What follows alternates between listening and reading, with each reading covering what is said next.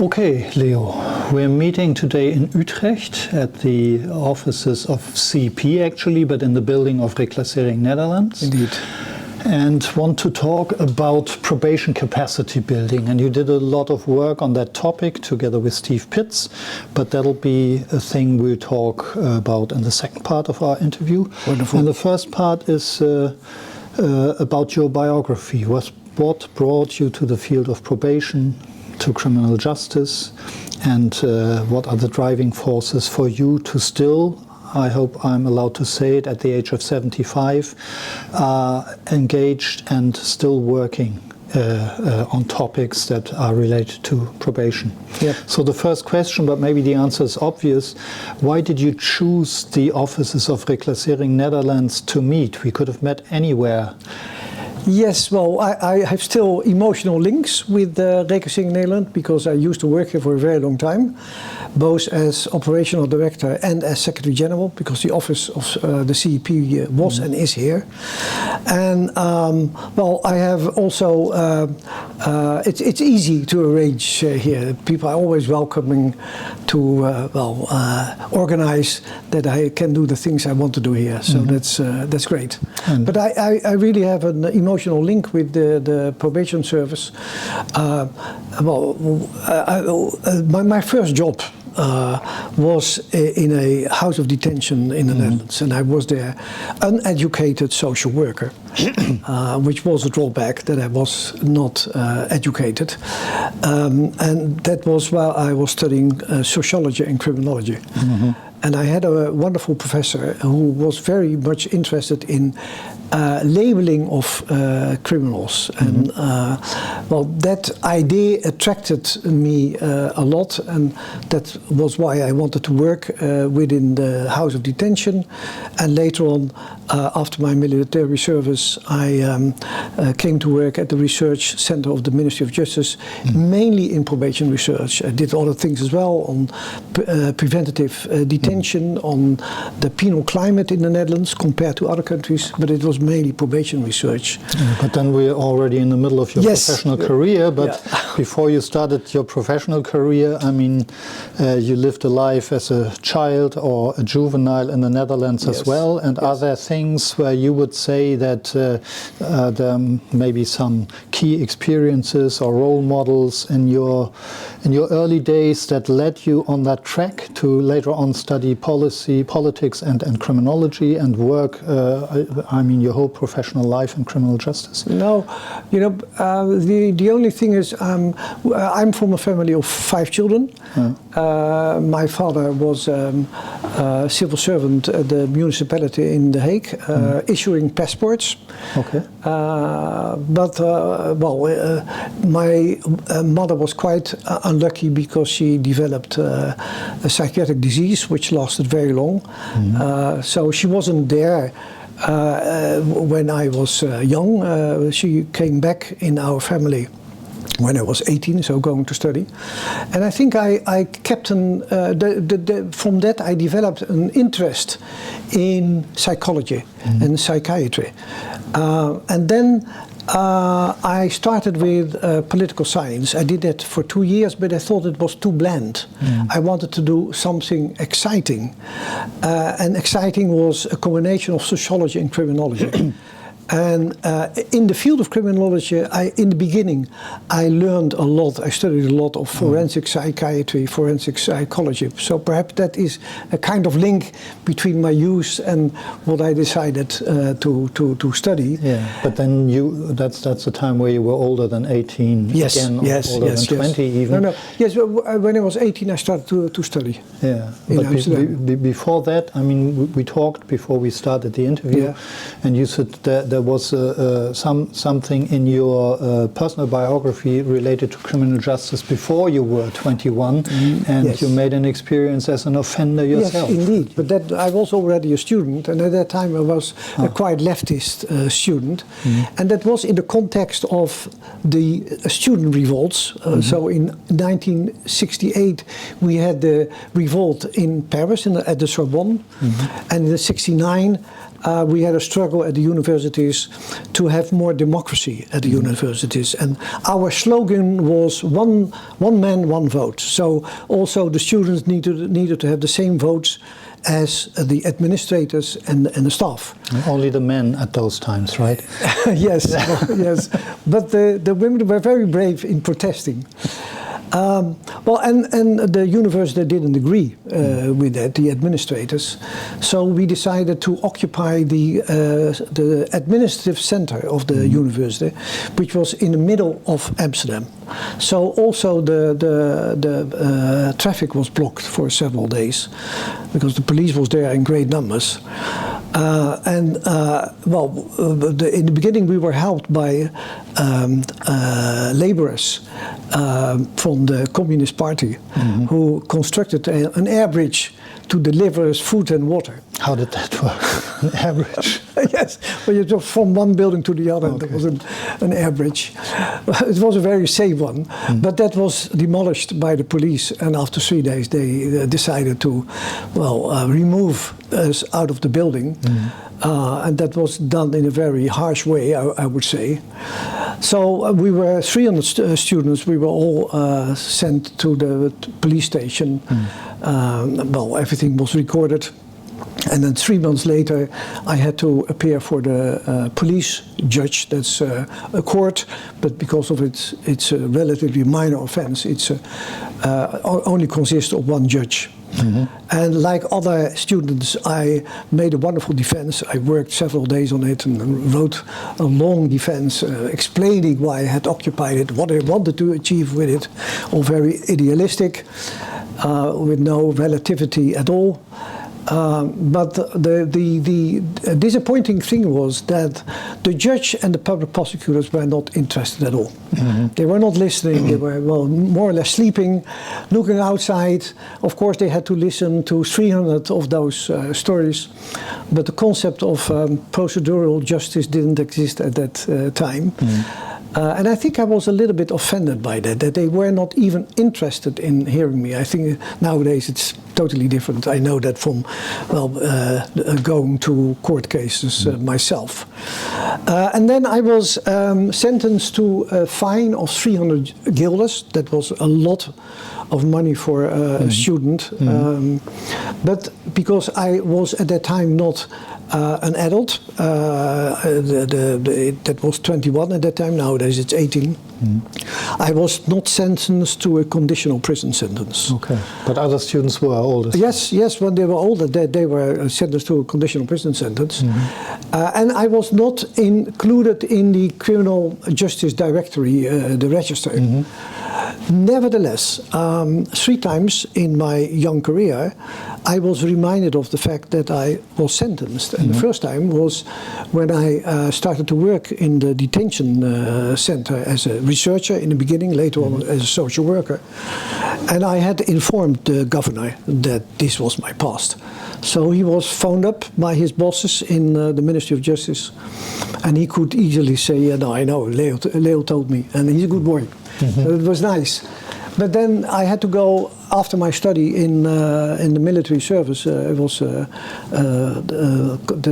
conscription. And I was reminded by commanders several times. They really wanted to interview me about my past and whether I was, trustworthy or not. And I could handle it. But I can imagine how awful it can be for convicts that they are constantly reminded of the fact that they were once sentenced. And that fitted in with, the theory that I had learned studying criminology, that a stigma, that labeling can really follow you in your whole lifetime. Luckily it didn't with me, but I can understand that with other people that can be the case. Okay. And that's but awful. These events were not the initial idea for you to study criminology, so that you said, I have to do something about these procedures or anything? No. I studied criminology because it looked to me exciting. Okay. Which was. Which it was. Yes. And after you took your exams, you more or less, if I look at your CV, you very at a very early stage started out with very responsible leading positions in the criminal justice system. Well, the first 4 years I was a researcher, so I had not a management job. Yeah.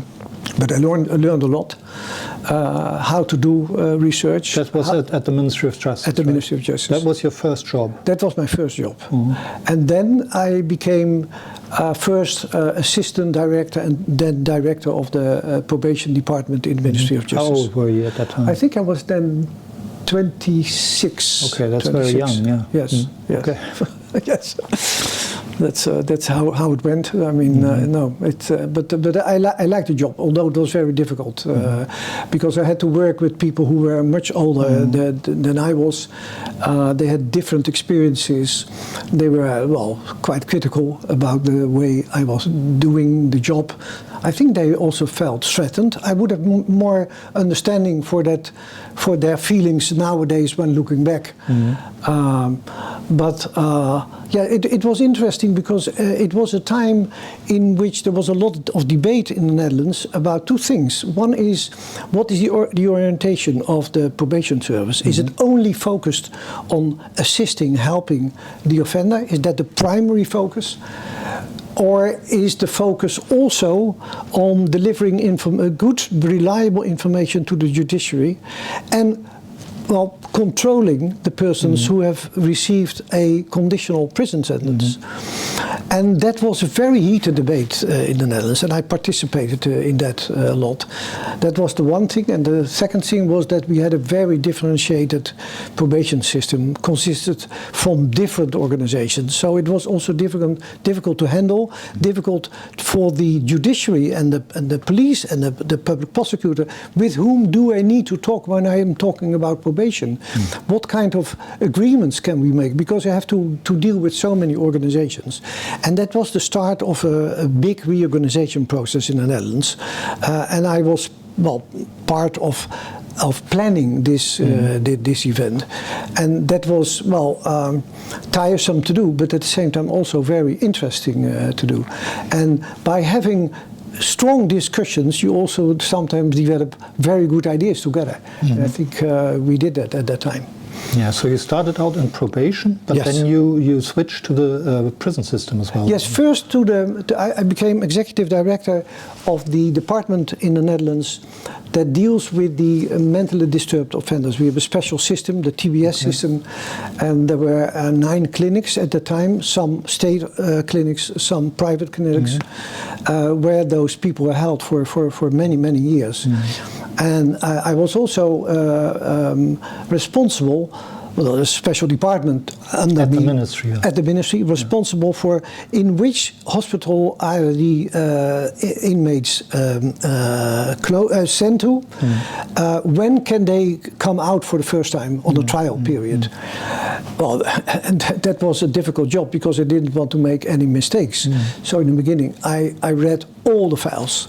Although there was a special department that did the majority of the work with risky decisions, I had to decide myself, and sometimes I had to send it to the Director General or to the Minister.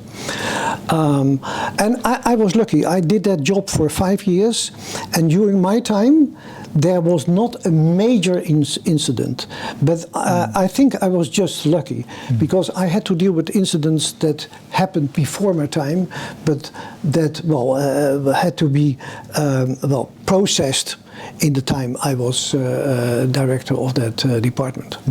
But also very interesting because forensic patients can be very difficult, but they can also be very, very interesting. And especially when you see the change that can be achieved with those patients in those hospitals. But that should have a lot to do with probation as well. I don't know whether it's the same in the Netherlands, but in Germany, if you are released from a forensic detention, you usually get a probation officer for it's the same in the Netherlands. The time after release, usually for 5 years. Yes. Well, and the fact was that in this Director General I was working, at the other end of the corridor there was the probation department. So I had a lot of contacts with them, but also with the prison service. Okay, but then you went back to probation. No, I first went to the prison field. I became operational director of the prison system for 3 years.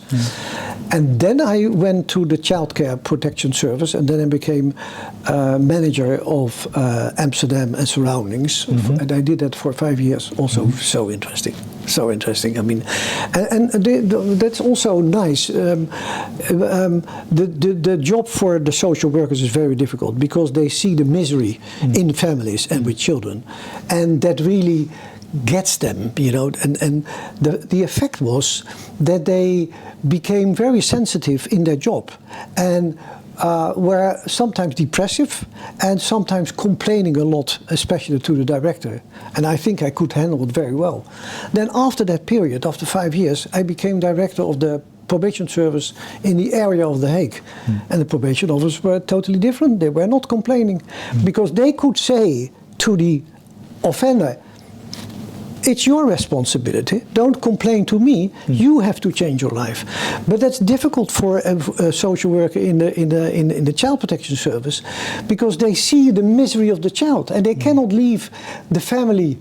They have to go on with the fact, and they have to adapt. And well, that has an effect in how they process that awful information. That's interesting. I never thought about it like that, but it sounds reasonable. Yeah. Okay, yeah. And for how long did you stay at the probation service then, before you decided you want to do international work? That was after that, right? Yes, well, I think I was 8 years, no, 6 years, because I was director of The Hague. Later I became also director of Amsterdam, and then operational director for the rest of the country. And I did that all together for 6 years. And then I combined the function of Secretary General of CEP with the function of manager of big probation projects within the Ministry of Justice. I worked 3 days for CEP and 2 days for the Ministry of Justice. And what brought you to CEP? Did you have experience with international projects on your jobs before? No, not really, although I was interested in what was going on, especially in the United Kingdom. That was a kind of example country for us in many respects.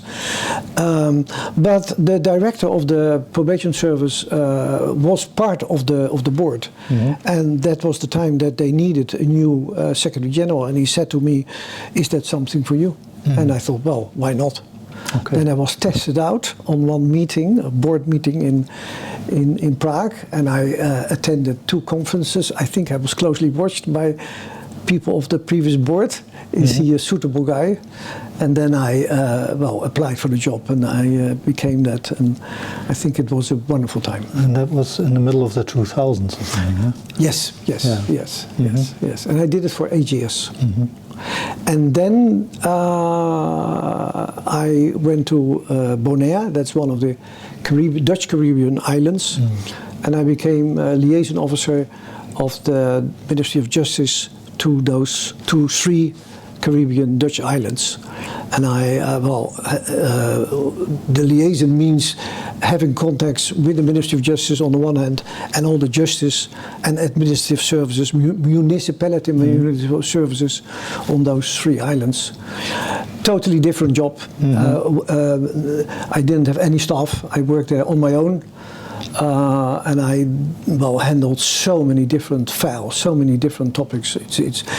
But of course I couldn't forget my probation prison history, so I enjoyed being in contact with the prison service there, with the probation service, the child protection services, but also with the public prosecutor's service, and thinking about what is the best way forward on these 3 islands.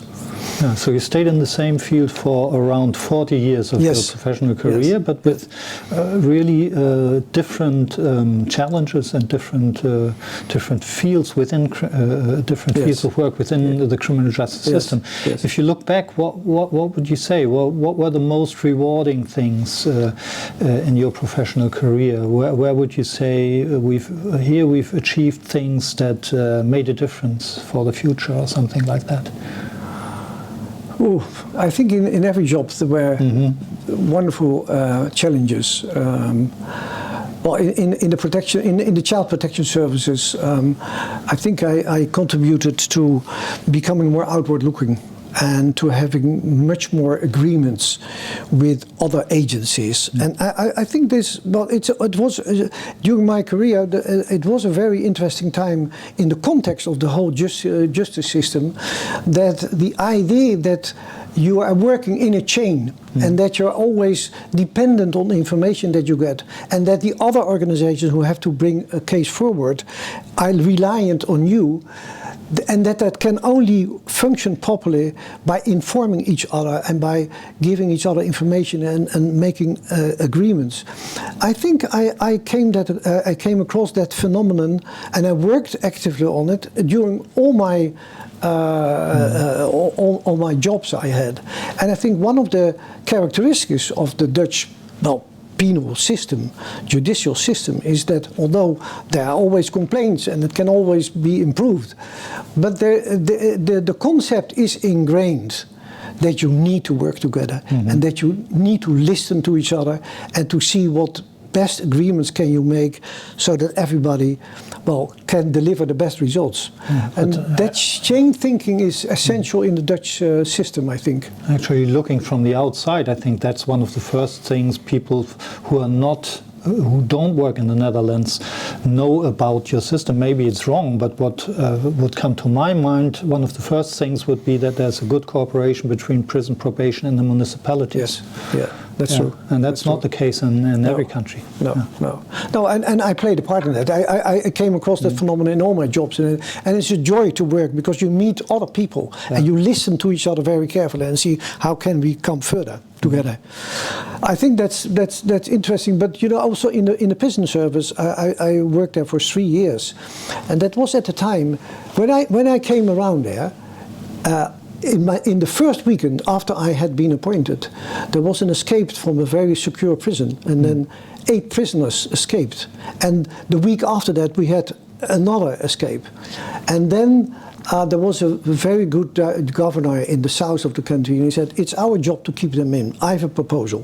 We make a prison in a prison." And I was responsible with him to making the regime, you know, the rules.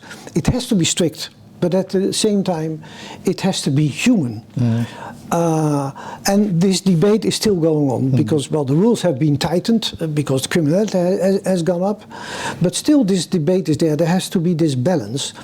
And then my experience of manager for the mental hospitals well, became very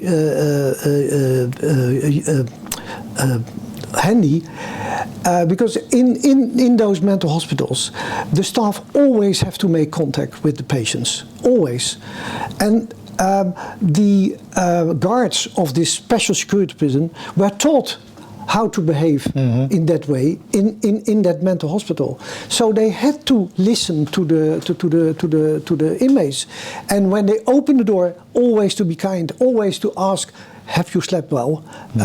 And even if they get disgruntled responses, go on doing that. And I think we have seen some good results with some of those inmates who were, well, very clear that they didn't like the regime and didn't like the staff. And I think that was well, a nice thing to achieve in that prison. Well, yes, in the probation service, I accomplished also a reorganization that was not liked by some persons, but in the end had a good result in the sense that people became more outward looking and listening to what experiences of other probation organizations were, because we all tend to regard the things that we are doing in our office as the best thing to do, and we don't have to look outside. But I'm quite convinced that it's not the right attitude. Yeah, I agree with you. Yeah. And then, okay, so your last regular job before your retirement was Bonaire, but then you were retired, but you didn't stop working. No, so I was 66. You're still active, and why is that the case? I mean, you've been retired for 9 years now. Yeah, 10 years. And you didn't yeah. really stop working, No, did you? no, that's true. Well, when we came back from Bonaire, it took me half a year before I got all kinds of questions whether I would like to participate in capacity building projects in several countries, and that was a joy to do. What's your individual, your personal driving force to carry on working? How much time do you spend on project work at the moment?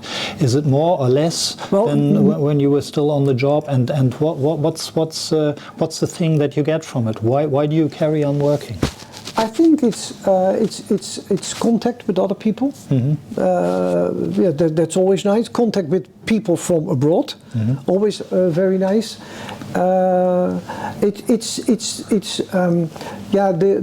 That you are challenged to explain things that are normal in your own countries to other countries, that it is understandable, that it becomes appealing to them. Intellectual work, mm-hmm. Working together with other people, mostly young people. That's mm-hmm. also what I like. I'm still working at the moment 2 different projects, mainly with young people, and mm-hmm. I admire their intellect, their swiftness, their capabilities of speaking foreign languages, mm-hmm. Their ICT skills. Mm-hmm. It's amazing, and they are very responsible people. That's also what I like. They're motivated people, and I think that's one of the things I very much like about it. And I think I also like to. I have a lot of experience in my work, and it's nice to. Tell that to other people. Mm-hmm. Okay, yeah, that sounds reasonable, and it sounds as if there won't be a stop too soon. So you'll carry on working and doing projects as long as you can. That's that's the way I perceive you. Yeah. Although I try to have more time to read, to go to the cinema with my wife, and to walk. Okay, yeah, thank you very much. But there's one question I must ask before we finish the biographical part of the interview that I ask everybody, and it's a little surprising that we haven't come across this topic over the last 20 minutes or so. It's the question of victim support and victimology, and what role does it play in probation. Do you have any personal experiences being a victim of crime at any point of your No, the only thing is, my wife's purse was rolled in the tram in Amsterdam. Mm-hmm. She was what? Her wallet was stolen. Okay, yeah, okay. And in the tram, and we were once in a very threatening situation in the train. We were returning from an opera session in Amsterdam, taking the train to Leiden, and then between Amsterdam and Schiphol, a man came in with a big knife, mm-hmm. wielding his knife, shouting, sitting opposite us and cleaning his nails with it, and mm-hmm. everybody around us snuck out because they were afraid, but he was blocking us. We couldn't get out. Mm. So we felt, threatened, really threatened.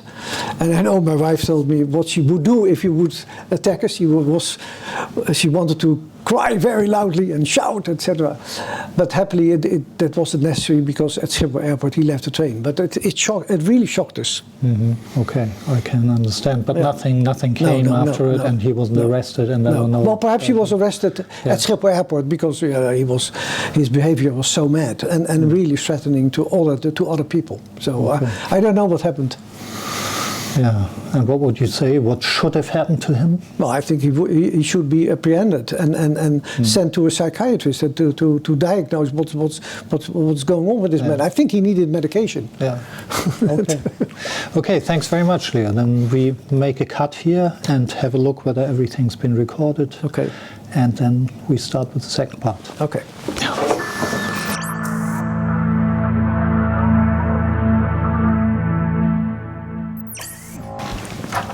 Okay, Leo, second part of the interview, we want to talk about probation capacity building.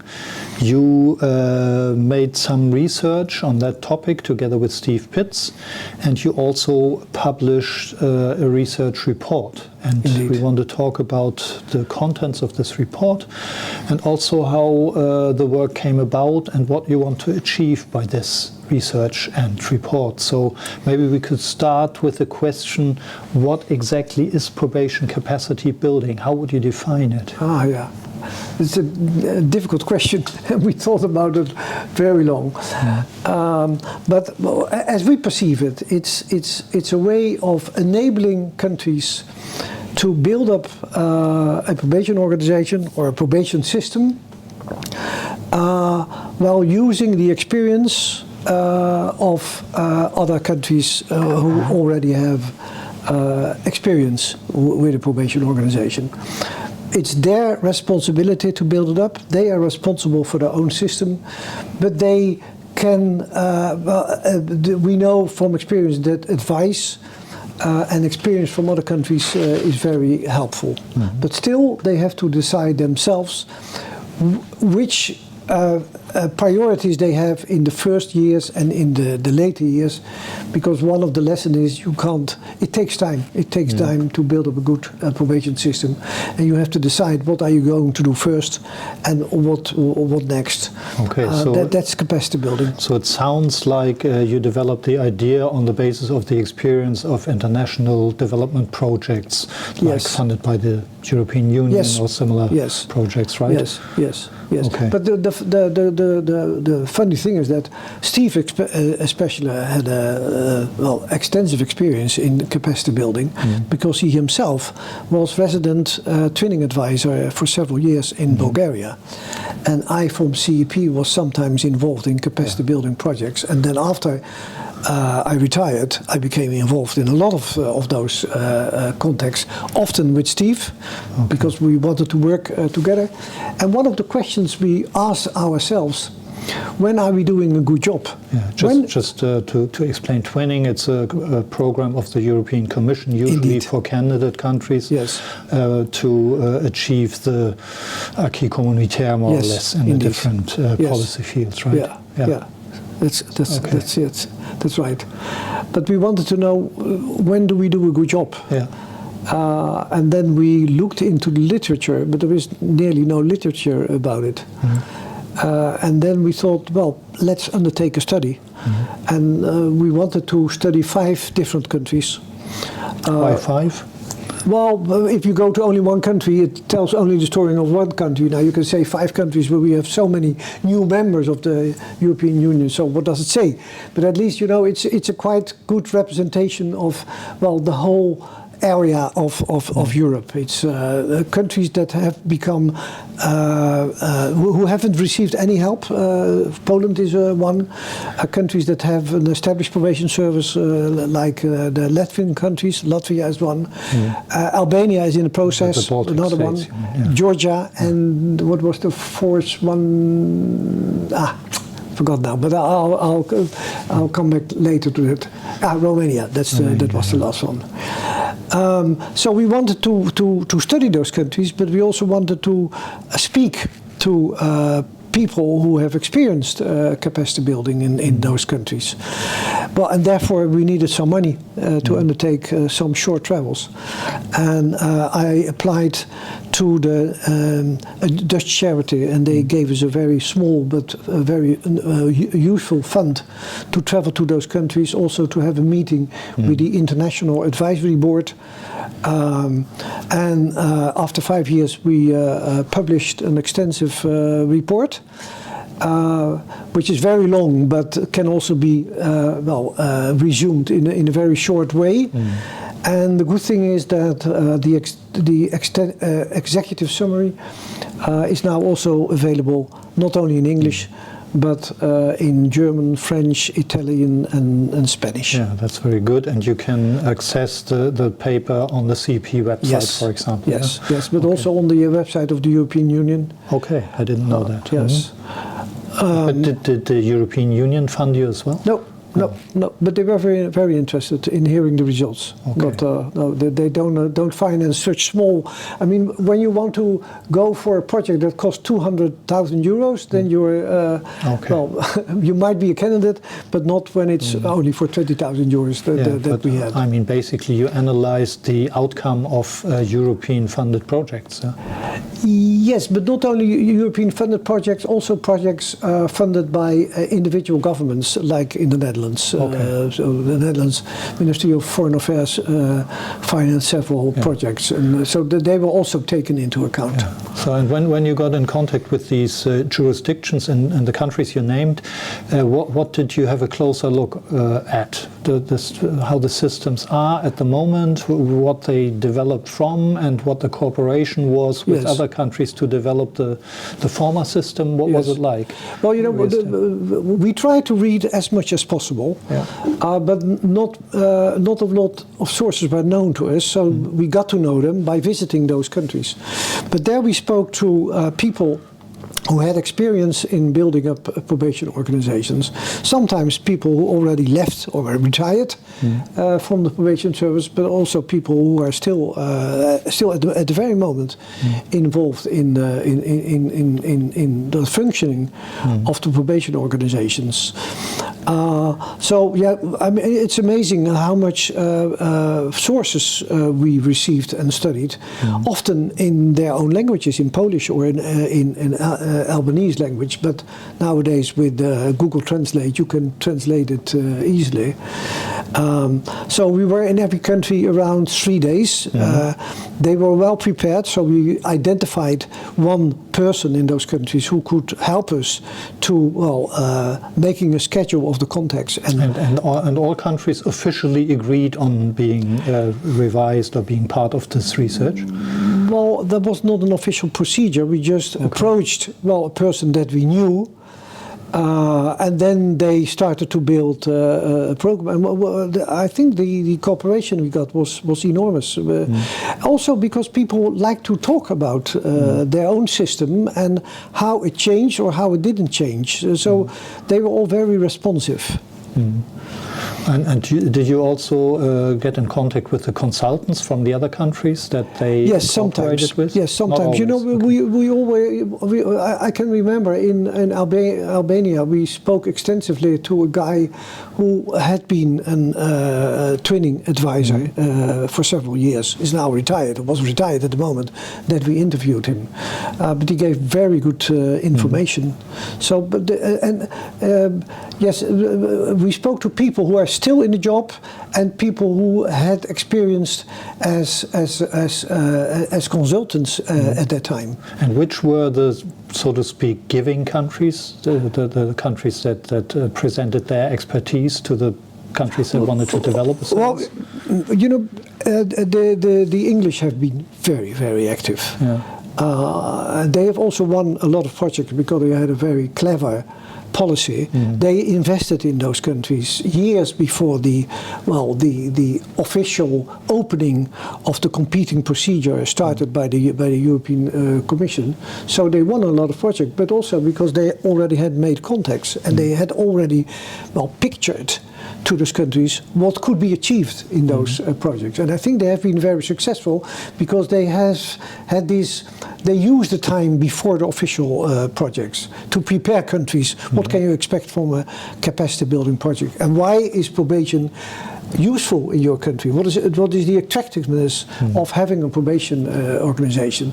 But the Dutch did the same. We were less successful, less money, of course. But the Dutch have done a lot. Canada has been very active, especially in the Baltic countries. Norway and Sweden also in the Baltic countries. Also in Sweden, in Albania, and we spoke with representatives of those countries. But that was mainly done after the study visit to those countries, because that was mainly, to speak to the people who are still working there.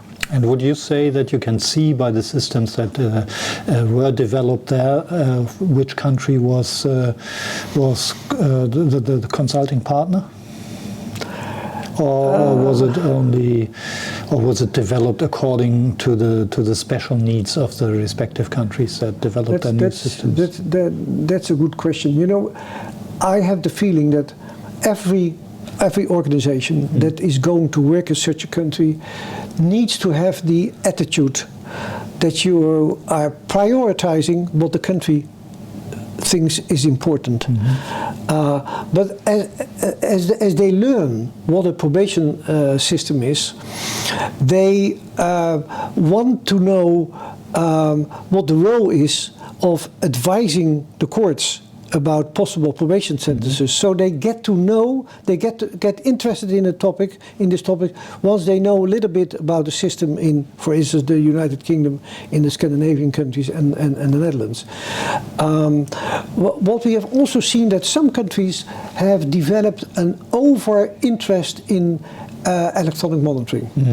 And well, it's of course to a country to decide whether they want to use it, but when it's become 80% of the work of probation, and there is also on top of that no capacity, no staff, sufficient staff to also pay attention to, well, the problems that offenders or convicts are having, then you're not really changing their lives. You are an extension of the prison sentence, but outside of the prison.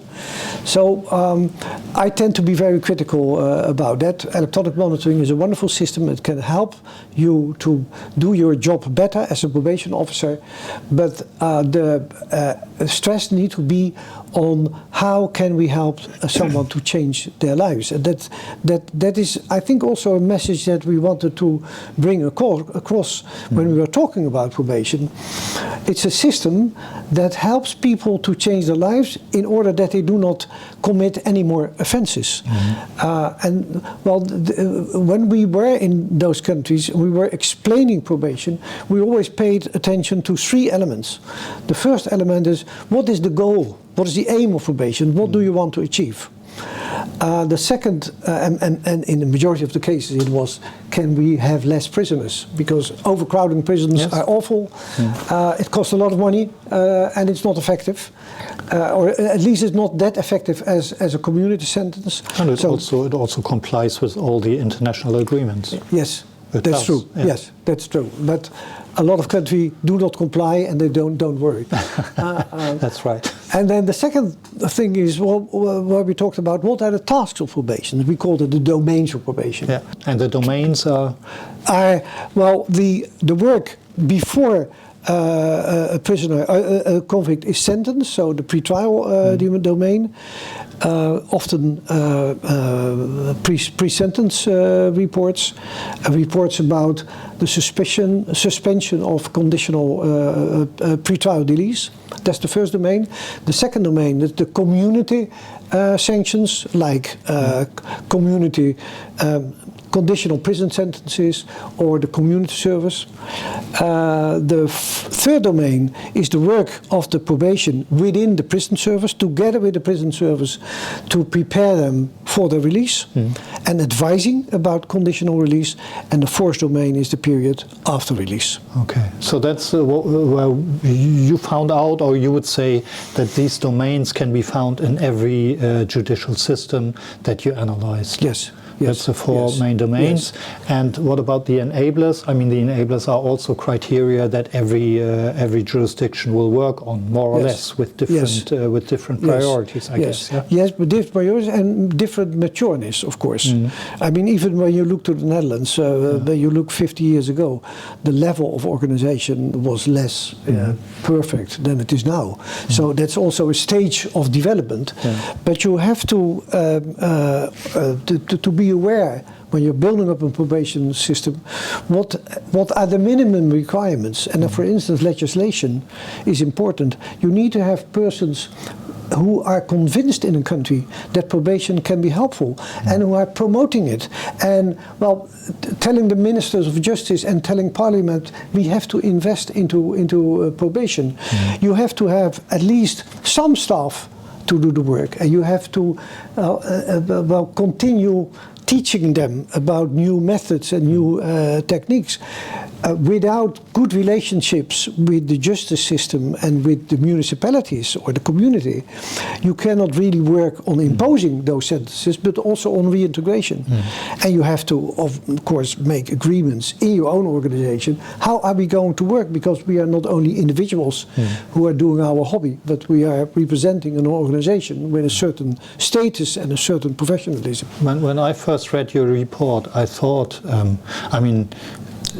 when you read it, you can very often see that the background of your research is like capacity building projects where one jurisdiction gives its knowledge to a jurisdiction that's new on the field, so to speak. Yeah. But when I see your areas or your domains and your enablers, I think these can also be helpful for systems that are there or that have been there for a long time, for decades or hundreds of years, to analyze whether you're still on the right track. So I think it's much more universal, to my mind, than you originally planned. That's certainly true. That's certainly true. Yes, yes. Well, we think it's a very good system to evaluate your own system.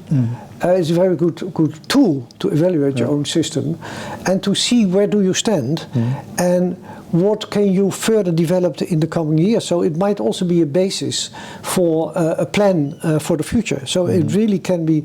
I think the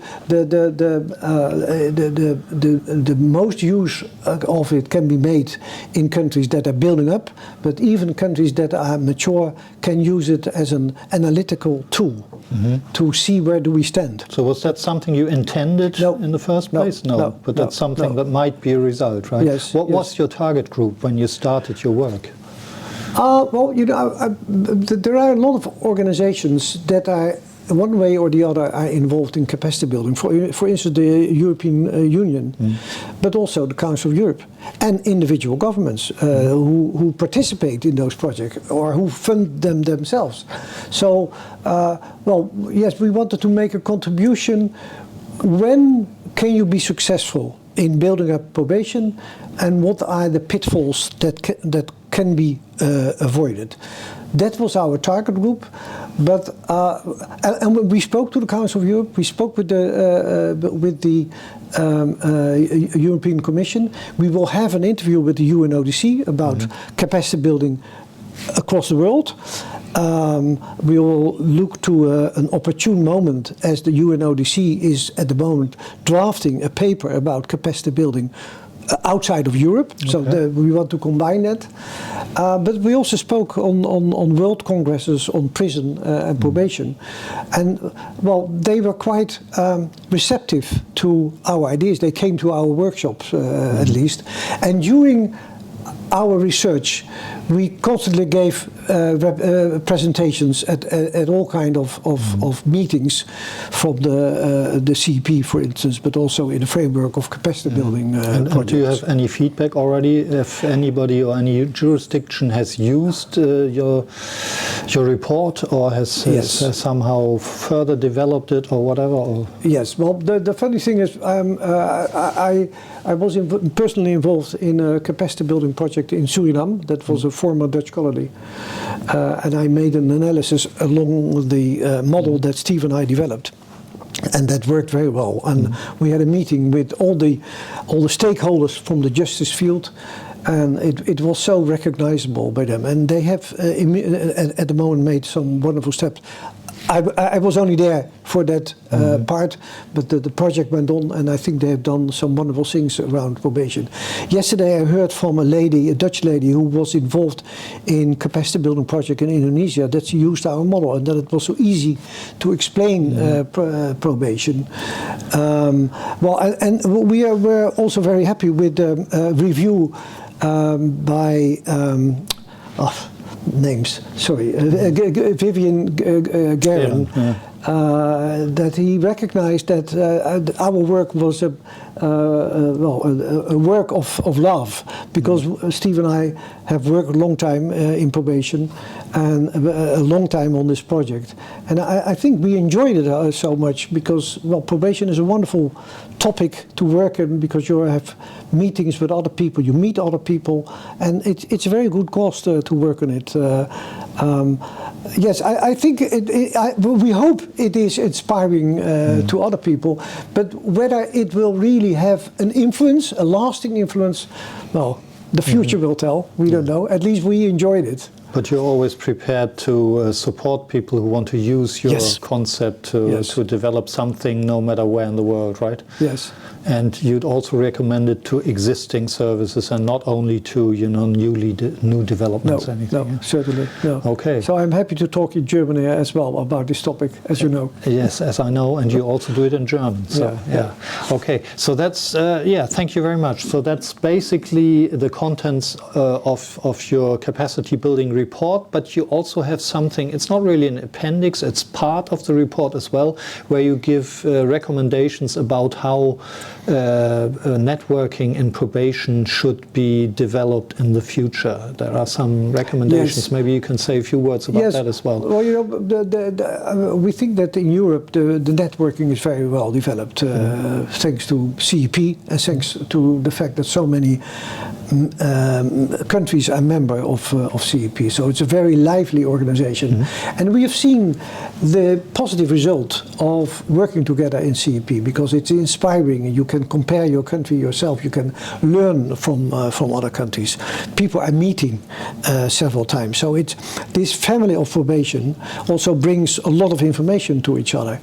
And we think that the rest of the world deserves a similar structure. So we like to encourage other jurisdictions, other areas of the world to develop a kind of platform, a South African platform, an African platform, an Asia platform, a South American platform, at the moment involved in scanning alternative sanctions in the CARICOM regions. It would be wonderful if there would be a platform as well. And then that there is a possibility that those platforms align together, come together, exchange information, encourage each other, and also, well, bring solutions that we haven't found yet in Europe, or that the Asians adopt solutions that were developed in South America. We are not that far yet, but I think that would be a very nice perspective, and it could really strengthen the position of probation across the world, and that's very worthwhile to invest in. And what would be the overall goal? What would be the ideal? Well, what's the good thing about probation? Well, we call it's a smarter way of sentencing than just prisons. We know we cannot do without prisons. We shouldn't do without prisons. But we believe that a lot of people who are in prisons need not to be there, or can be there in a shorter time. It keeps being the university of criminals. People are not really challenged, and when you supervise people who are on a community sentence, they are much more eager. And they are in an environment where they can learn, and in that way their recidivism rates may be much lower than when they are sentenced only to prison. Yeah, thank you very much. That's a good summary of what probation is good for, although there's one little thing we always have to keep in the back of our mind, and that's the net widening topic, but you also addressed that in your report. I know that we are not there to just widen the net of sanctioning and supervision. I think that's one of the important lessons, that when you are starting a probation project now, a probation capacity building project, you have to focus attention on the net net winding effect. If you're not aware of that, then they will fall in the same trap as other countries. Yeah. They are now trying to redress it, but that's difficult. It's better to be aware of that from the start. Yeah. And have it as an alternative to prison. Right. Yeah. Okay, thank you very much. So I only have 2 questions left. I ask everybody to try and say in one sentence what offenders need in order to desist from crime in the future. What would you say? What's the most important thing? Well, I can't do it in one sentence, but one and a half. Yes. The first one, they have to be aware themselves that they have to reorganize, rearrange their lives. The second is that they need to have hope that they can be successful. And the third, that they need to be assisted, helped by persons who are important to them. And probation and other professionals can help them to see if those conditions can be achieved. But ultimately, the offender has to do it himself. Okay, thank you very much. And the other side, we didn't talk about that very much today, actually, and also in your report you don't talk very much about victims. Yeah. Yeah. But what would you say, what do victims of crime need above all to be able to cope with what happened to them? Well, awareness that they were not the cause of the crime, that they didn't commit a crime, that it was the criminal who did it. It would be very helpful if the offender apologizes, takes his responsibility.